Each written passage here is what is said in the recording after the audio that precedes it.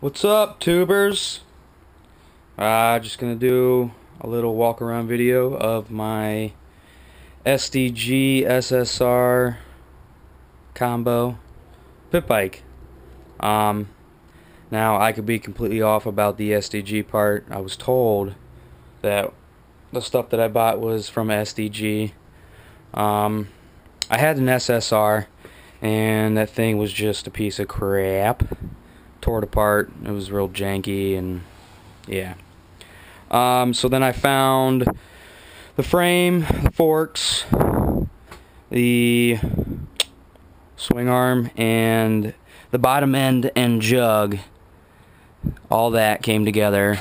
I found on Craigslist, and some kid told me that it was a SDG.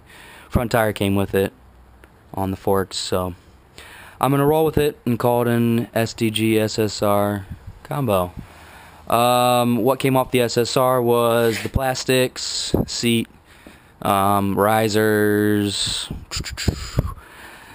this jug, which I'll get into, and the rear tires off of a BRRAAAAPPPPPP, but it was on the SSR that I had, case cover as well. So yeah, this is it. The main issue I had getting this thing all back together was what I got going on here. This jug is off of an SSR, and it was a pain in the ass, to say the least, to figure it all out. First off, on the SSR, the head bolts are a smaller size, so I had to drill it all out, and I come to find out that this jug, or this bottom end, has a 16-tooth cam gear, or crank gear, as opposed to the traditional 14.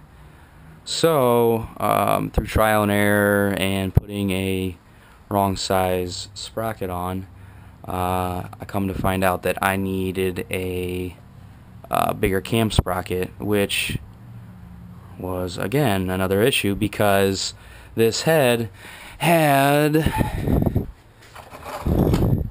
this is an 88 link and this is 32 tooth, I think. I don't know, whatever the traditional size is, but it's got the 17mm 3-bolt center hole. So what I needed to find was a cam gear that has the 17mm center hole 3-bolt cam, but worked with the 16-tooth crank gear. And only one place in England sells them. And I guess they are for a YZ140 engine, but not traditionally. I guess if you do want to do some mods to it, put on this style of cam on it for whatever reason. But anyways, I found a guy in the States, in PA, that actually had a used one, so got that hooked up. Runs great. I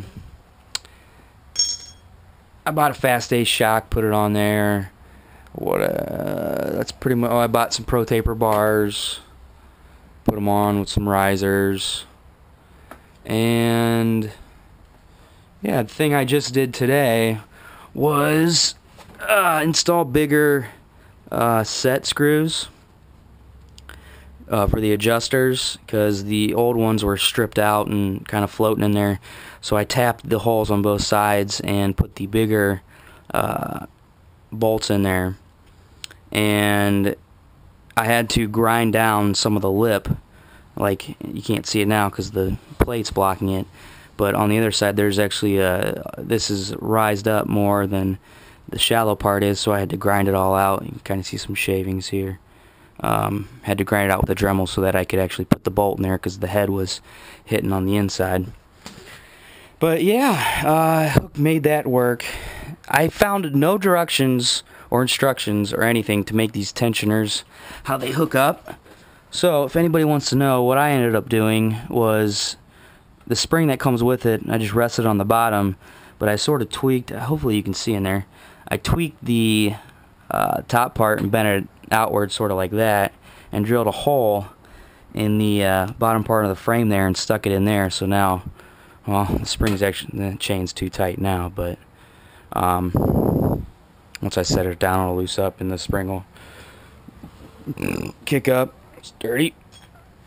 Yeah, other than that, this is it. Sounds good. I think it does. Sounds great.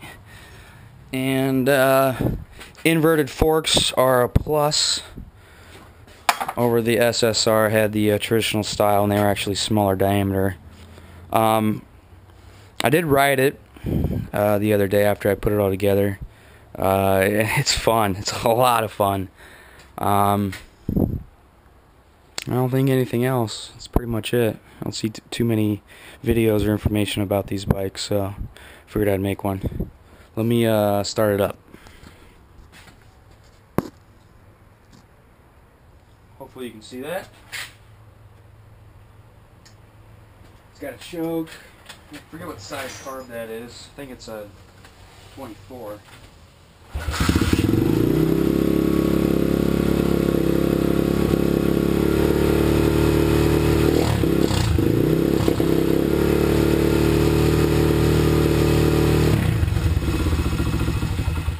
Oh,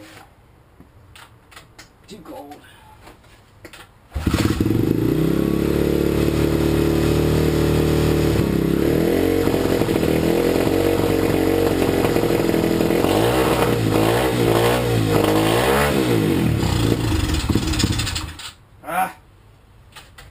Too cold, too impatient.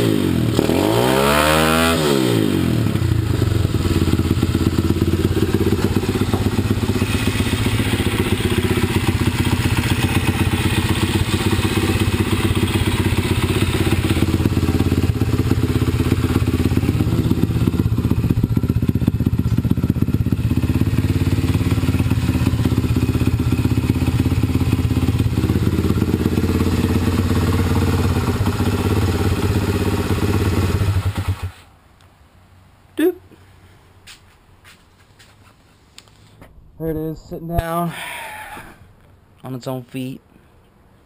When I say rebuild, I mean I completely disassembled pretty much everything. I didn't take the engine apart, but all the gears work, the internals work, so there's no need for that. Replaced all the oils with quality stuff. Thread locked, you know, all the bolts that I needed to. Replaced some hardware with, you know, better quality hardware. What else? Installed some spacers or some washers on the inside and outside of the bearings and the swing arm to sort of keep those a little bit more hidden. And that way out of the elements a little longer, so hopefully they'll last a little longer. I repacked the stem bearings and, you know, tightened all that up because those do go loose. And yeah, you know, probably put more time into it than should be devoted to a quote-unquote Chinese piece of crap. Oop, I'm dirty. I'm gonna put a graphics kit on it here soon. Probably get a tall seat because this thing is very uncomfortable. But yeah, it's fun. I'm just gonna use it to play around on and beat up. So I didn't want to dump a whole bunch of money into something that was fresh when I liked tinkering on stuff, and I saw potential in what I had here. So, I think with anything you buy, if you put some time into it and go over it all, it'll be just fine. No need to get a brand name, and pay if you don't have to.